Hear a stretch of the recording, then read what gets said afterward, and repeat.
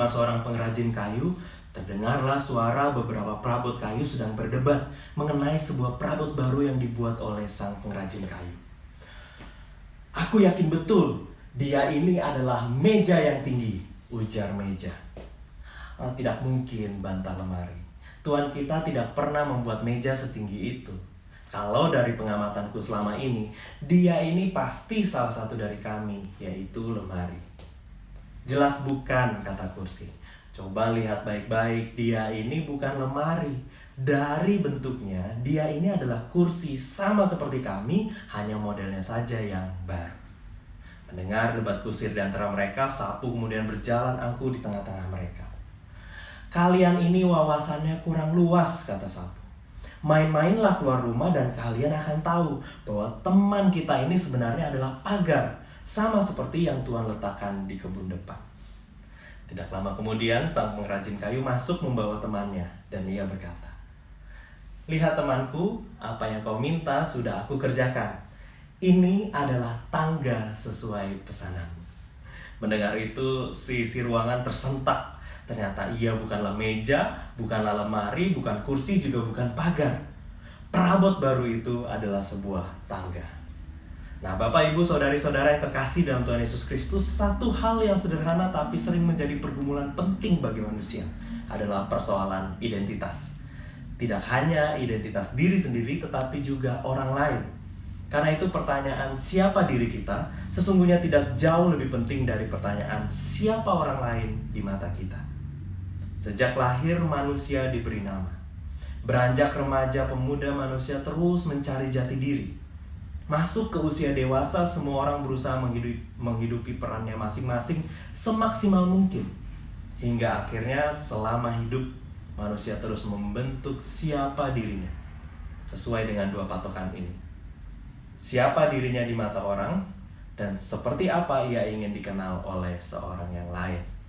Karena itu banyak orang terus berusaha memperkenalkan dirinya kepada orang lain dengan memakai banyak atribut, dengan mencapai jabatan tertentu, sampai berusaha memiliki berbagai harta benda. Tetapi di sisi lain banyak orang juga berusaha hidup sesuai dengan apa kata orang lain tentang dirinya.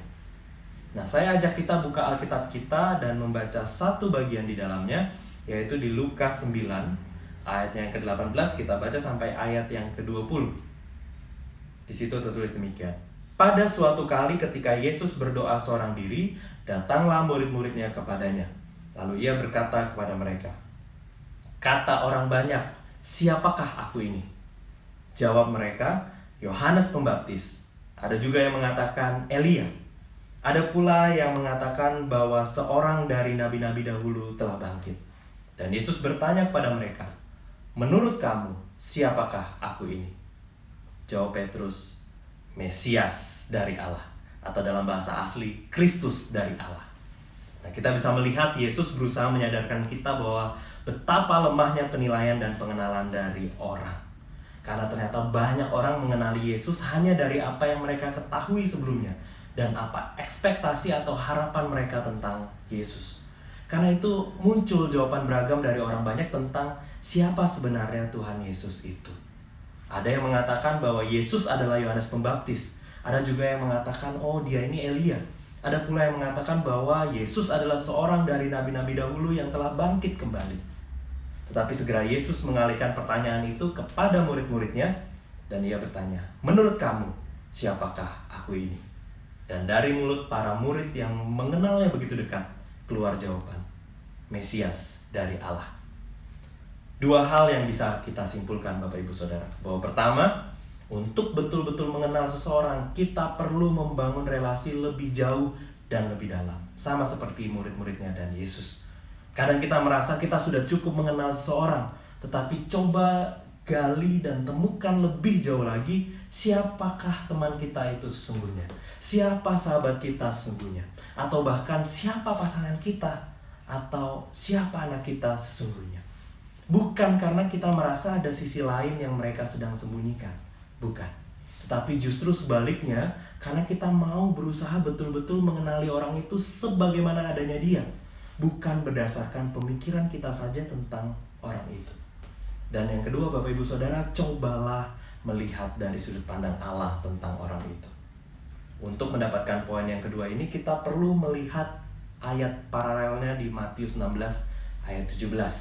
Kita buka bersama Matius 16 ayat 17. Di situ tertulis, kata Yesus kepadanya, "Berbahagialah engkau Simon bin Yunus, sebab bukan manusia yang menyatakan itu kepadamu, melainkan Bapa-Ku yang di sorga."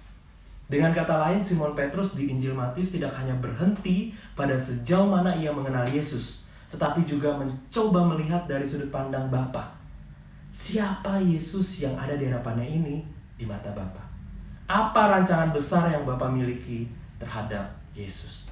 Sehingga ia bisa kemudian memberikan jawaban yang lain daripada yang lain. Karena ia mengenakan sudut pandang yang lain, yaitu sudut pandang Bapa.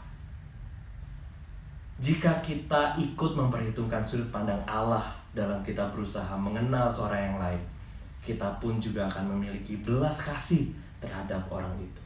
Dan belas kasih ini kemudian menjernihkan hati juga pikiran kita dari penilaian yang cenderung menghakimi. Tetapi sebaliknya kita dimampukan untuk menyadari bahwa orang ini pun berharga di mata Tuhan dan Tuhan mengasihi dia. Jadi Bapak Ibu Saudara yakin sudah kenal dengan orang-orang di sekitar kita? Yuk mari kita kenali lebih jauh lagi, temukan bahwa masing-masing pribadi adalah pribadi-pribadi yang unik, yang khas, yang berbeda satu dengan yang lain, tetapi sama-sama penting dan berharga di bawah kasih karunia Tuhan. Tuhan beserta kita.